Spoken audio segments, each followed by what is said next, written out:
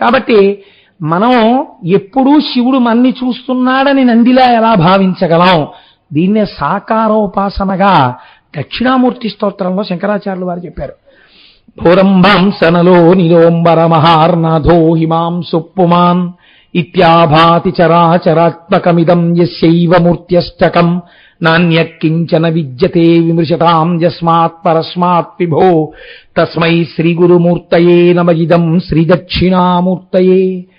ఒక్క పరమశివుడే 8 మూర్తులుగా కనపడుతుంటాడు. మీరు ఈ కంటితో చూడవచ్చు శివుణ్ణి అలా. ఆ మూర్తులు ఏమిటో తెలుసా అండి? మొట్టమొదటి మూర్తి, దీన్ని అష్టమూర్తులుగా శివుడు అని పిలుస్తారు. శర్వ. అందుకే శివుణ్ణి ఆరాధన చేస్తే తప్పకుండా ఈ 8 నామాలతోనూ పిలవాలి. శర్వరూపాయ క్షితిమూర్తయే నమః అనో బిల్వపత్రమో పుష్పమో ఏదో వేస్తారు. శర్వ అంటే భూమిని అధిష్ఠించి ఉండువాడు. ఈ భూమి అంతా శివస్వరూపంగా ఉంటుంది. అలా ఉంటుంది అనడానికే కంచిలో పృథివీలింగం అయి ఉంటాడు. రెండవది భవ. భవ అంటే నీరు. అసలు శాస్త్రం ఏం చెప్తుందో తెలుసా అండి? భగవంతుడు బ్రతికేసడానికి వచ్చినటువంటి మొట్టమొదటి రూపం నీరుగా. అందుకే లింగ పురాణం అంటుంది సంజీవనం సమస్తస్య జగత సలిలాత్మిక భవ ఇత్యుచ్యతే మూర్తిర్భవస్య పరమాత్మనః. నీటి యందు భగవంతుణ్ణి చూసి రమించిపోయారు కొంతమంది. ఉండేటటువంటి నీళ్లలో తెల్లగా ఉండేటటువంటి ఒక యోగీశ్వరుడు స్నానం చెయ్యడానికని ములిగేట. ఆ యోగీశ్వరుడు కనపడలేదు అన్నారు ఆయన. అంటే ఏమిటి దాని అర్థం? అందులో రహస్యం ఏమిటో తెలుసా అండి? స్ఫటికము నిజ స్ఫటికమా కాదా పరీక్ష పెట్టవలసి వస్తే నీటిలో స్ఫటికాన్ని వేస్తే స్ఫటికము నీటిలో కనపడకూడదు.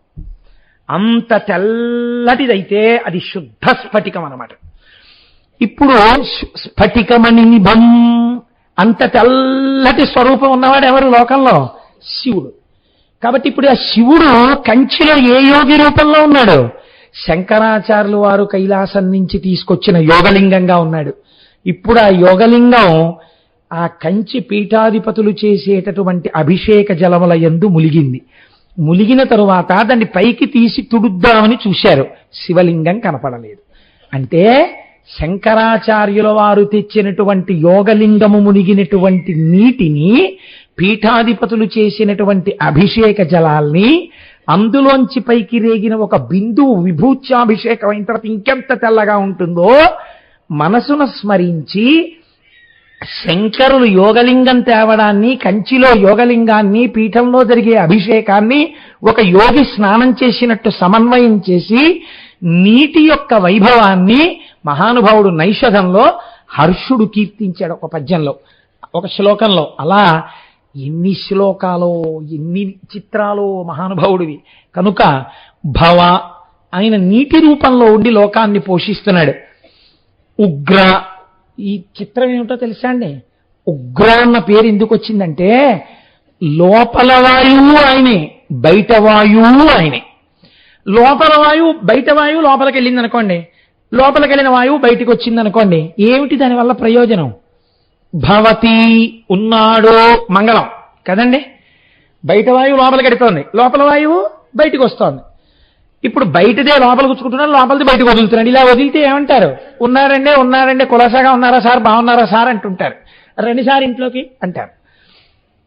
ఇప్పుడు ఉగ్రహ లోపలికి వెళ్ళింది, బయటికి రాలేదు, బయట ఉన్నది లోపలికి వెళ్ళలేదు. ఏమైంది? శవం అమంగళం అయిపోయింది. బయట దాన్ని లోపలికి, లోపల దాన్ని బయటికి పంపుతూ వాయువును అధిష్ఠించి ఉంచి సర్వలోకములను నిలబెడుతున్నవాడెవడో, సర్వలోకములను పడగొడుతున్నవాడెవడో వాడు ఉగ్రహ, వాడే శివుడు. వాడు ఇప్పుడు అష్టమూర్తి. అసలు మన బతుకెక్కడుంది? ఆయన మీదే ఉంది. ఇప్పుడు నేను పురాణం చెప్తున్నానంటే ఎవరి మీద ఉంది? ఆయన మీద ఉంది. ఆయన లోపలికి వెళ్ళి వాక్కుగా పైకి వస్తున్నాడు. కాబట్టి వాగ్రూపమై ఎవరు ప్రవహిస్తున్నారు? శంకరుడే ప్రవహిస్తున్నాడు. లోపలికి వెడుతున్నవాడైనా, బయటికి వస్తున్నవాడైనా. ఇది శివ అంటే మంగళం. అంటే బతికి ఉన్నావు ఎవరి వలన? ఆయన వలన. భవతి ఉన్నావు. కాబట్టి భీమ ఆకాశరూపుడు, అంతటా ఉంటుంది. కానీ ఈ కంటి చేత దర్శనము కాదు. కానీ మనందరం ఎందులో ఉంటాం? ఆ ఆకాశంలోనే ఉంటాం. మనలో ఏముంది? ఆకాశమే ఉంది. ఆకాశం లేకపోతే రక్తం ఎలా ప్రవహిస్తోందండి? ఆకాశం లేకపోతే ఇందులోకి తిన్నది ఎలా జీర్ణం అవుతోంది? ఇందులో మళ్ళీ లోపల చర్నింగ్ అంటారు, కవ్వం పెట్టి తిప్పినట్టు తిరుగుతూ ఉంటుంది. ఎలా తిరుగుతోంది ఇదంతా? కాబట్టి ఆకాశ రూపుడై ఉన్నాడు. ఈశాన సూర్యుడై ఉన్నాడు. అందుకే కోణార్కలో సూర్యలింగం, చిదంబరంలో ఆకాశలింగం, శ్రీకాళహస్తిలో వాయులింగం, జంబుకేశ్వరంలో జలలింగం, తానే అవి అయ్యున్నాను అని చెప్తున్నాడు. అలాగే మహాదేవ ఈ పేరుతో మనం తినకూడనివి తినేసి అనారోగ్యాలు తెచ్చుకుంటే వచ్చినటువంటి అనారోగ్యానికి ఉపశాంతి పొందేటట్టుగా ఓషధుల యందు వైద్య శక్తిని బాగా ప్రకాశింపచేసేటటువంటి వాడిగా సోముడై ఆకాశంలో ప్రకాశిస్తున్నాడు. కాబట్టి ఇప్పుడు చటగాం సీతాగుండంలో చంద్రలింగం అయి ఉన్నాడు. కాదు కాదు, చంద్రమా మనసోజాత, లోపల మనస్సై ఆ చంద్రుడి చేత ప్రకాశిస్తోంది. రుద్ర అగ్ని రూపంలో ఉన్నాడు. అగ్ని రూపంలో ఉండి దుఃఖాన్ని పోగొడుతున్నాడు. మీరు చూడండి, అగ్ని రూపంలో ఉంటే దుఃఖాన్ని ఎలా పోగొడతాడండి అని మీరు నన్ను అడగచ్చు. రుద్ర శబ్దం ఏడుపుని పోగొడుతుంది. ఏడుపు పోవడానికి శాశ్వతమైన పరిష్కారం ఏమిటో తెలుసా అండి? ఎందులో ఉంటే ఏడుపు ఉంటుందో అందులో ఉండకుండా ఉండడం, అంతే కదండి. ఆ ఇల్లు బాగులేదు కాబట్టి ఏడుస్తుంటాడు ఎప్పుడు. ఏమిటోనంటే వర్షం వస్తే కారిపోతుంది దిక్కుమాలిన ఇల్లు, కొంచెం తడొచ్చిందా గోడ షాక్ కొట్టేస్తుందండి. కబ్బోర్డులు ఉంటాయి కానీ తలుపులు లేవండి. కబ్బోర్డులన్నీ పట్టుకెళ్ళి బెడ్రూమ్లో పెట్టారండి. అస్తమానం కబ్బోర్డుకి బెడ్రూమ్లోకి వెళ్తారు. ఏమిటండి, ఏమిటో ఈ ఇల్లు ఇలా కట్టారు. ఒక్క చోట వాష్ బేసిన్ లేదండి, చేతులు కడుక్కుందాం అంటే. ఇప్పుడు నీ దుఃఖాలన్నింటికి ఏమిటి హేతువు? ఆ ఇంట్లో ఉండడమే. ఇప్పుడు నీకు ఈ దుఃఖాలన్నీ పోవాలంటే ఇంకో ఇల్లు చూసుకుని వెళ్ళిపోవడమే. అలా నీకు ఇక్కడ సుఖము దుఃఖము దేని వల్ల కలుగుతోంది? మనస్సు వల్ల. మనస్సు ఎందుకుంది? శరీరంలో ఉన్నావు కాబట్టి. ఈ శరీరం లేకుండా చేసుకోవాలంటే ఏం చేయాలి? ఆత్మహత్య చేసుకుంటాననుకోవడం, మహాపాతకం వస్తుంది. శరీరము లేకుండా శివానుగ్రహంతో చేసుకోవాలంటే వేరొక జన్మ లేకుండా చేసుకోవాలి. వేరొక జన్మ లేకుండా ఎవడు చెయ్యగలడు? జన్మకు హేతువైన కాముణ్ణి కాల్చిన వాడు చెయ్యగలడు. కాబట్టి ఇప్పుడు దుఃఖమునకు ఆలవాలమైన ఈ శరీరమును జ్ఞానాగ్ని చేత తీసేస్తాడు. ఈ జ్ఞానాగ్ని ఎక్కడుంది? అరుణాచలంలో ఉంది. కాబట్టి అగ్నిలింగం ఎక్కడుండాలి? అరుణాచలంలో ఉండాలి. బాహ్యమునందు దుఃఖం ఎందుకుంది? అగ్ని లేకపోతే దుఃఖం. నిజంగా 4 రోజులు కానీ సూర్యుడు ప్రకాశించలేదనుకోండి, అల్పపీడనం ఏర్పడిపోయింది అనుకోండి, ఎన్ని బాధలో. ఇంట్లో ఉన్న ఆయనకి, ఇంట్లో ఉన్న పెద్ద ఆయన కర్మ కాలి ఆ సమయంలో గుమ్మడికాయకి నాటెట్టాడంటే నీ చెయ్యి అంటారు. ఏమిటో నాటెట్టిన దగ్గర నుంచి మహానుభావ గుమ్మడొడియాలు ఎట్టాం, సూర్యుడు రావట్లేదు, ఒడియాలన్నీ పాడైపోతున్నాయి.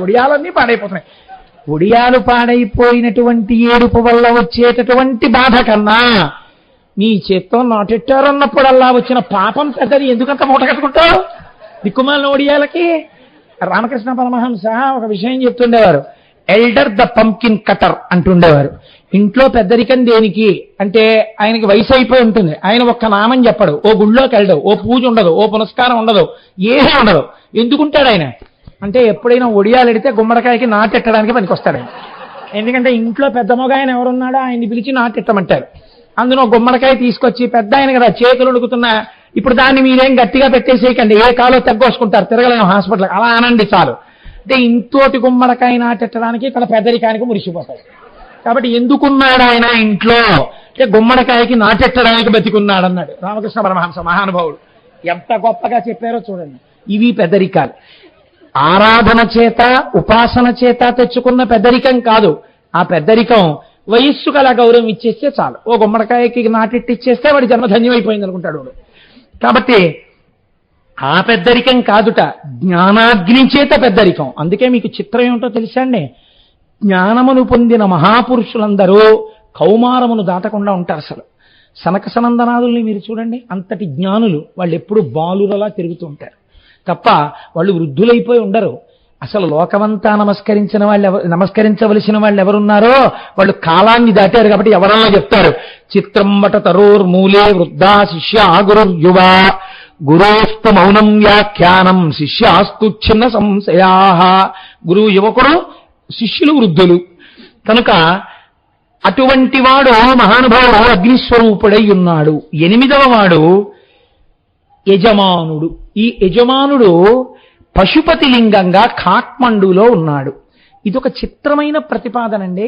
మీకు మిగిలినవి బానే ఉన్నాయి, ఏదో పృథివీ రూపం, పృథివీ ఆపస్తేజో వాయు ఆకాశ సూర్య చంద్ర 7 వరకు బాగుంది.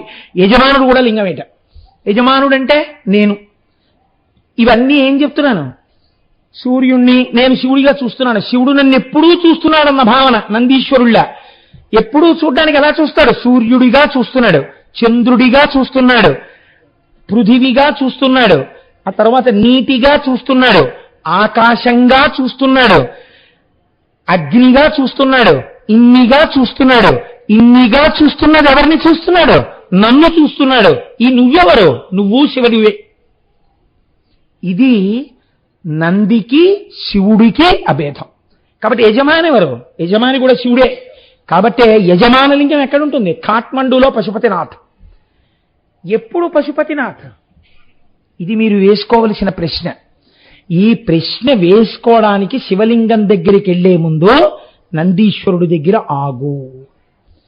ఈ ప్రశ్న ఏమిటి నువ్వు వేసుకోవలసింది? నేనెవరని ప్రశ్న వేసుకో.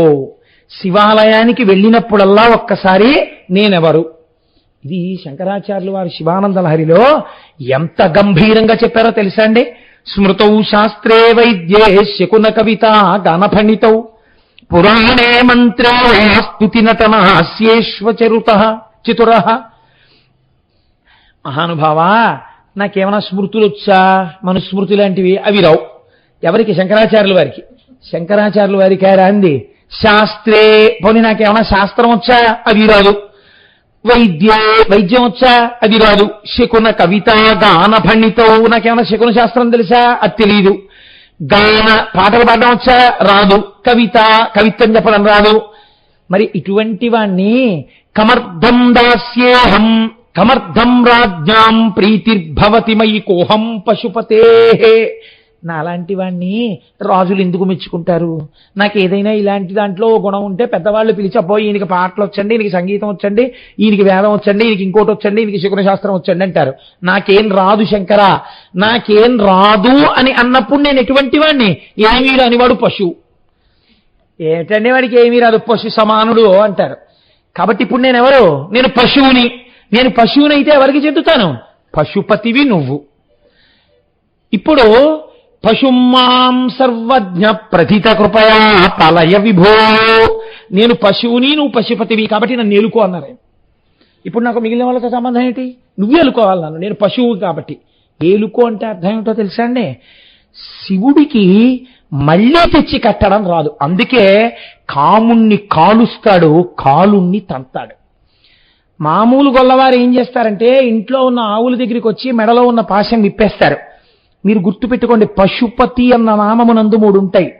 పశువు, పాశము, పశుపతి.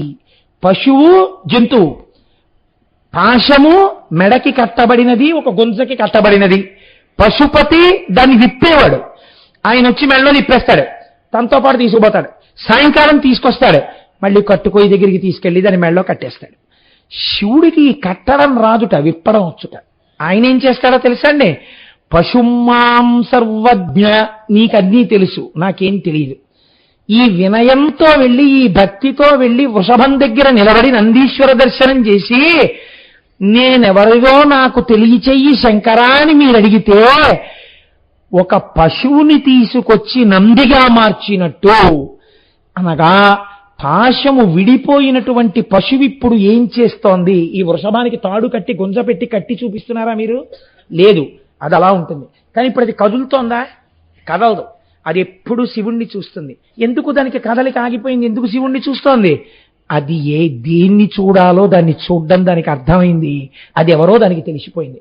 అందుకని ఇప్పుడు జీవుడికి పశువు సంకేతం, బ్రహ్మమునకు ఈశ్వరుని సంకేతం. ఈ జీవుడు బ్రహ్మమైనాడు, బ్రహ్మమే జీవుడిగా ఉన్నాడు. కాబట్టి భేదం లేదు. కాబట్టి శివుడికి నందికి మధ్యలోకి వెళ్ళకూడదు. ఆయన ఎప్పుడు శివుణ్ణి చూసి ఆనందం పొందుతాడు. కాబట్టి నంది ఇక్కడే ఈ లోపల ఉన్నటువంటి స్ఫురత్ తెలుసుకుంటోందే ఒక వస్తువు, అది నేను.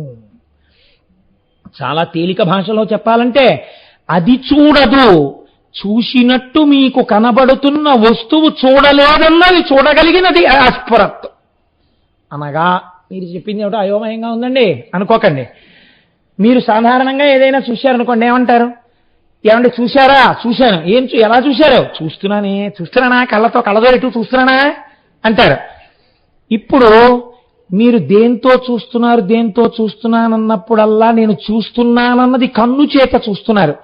ఈ కన్ను చూడలేకపోతోందని ఒకటి చూసింది. ఎవరు?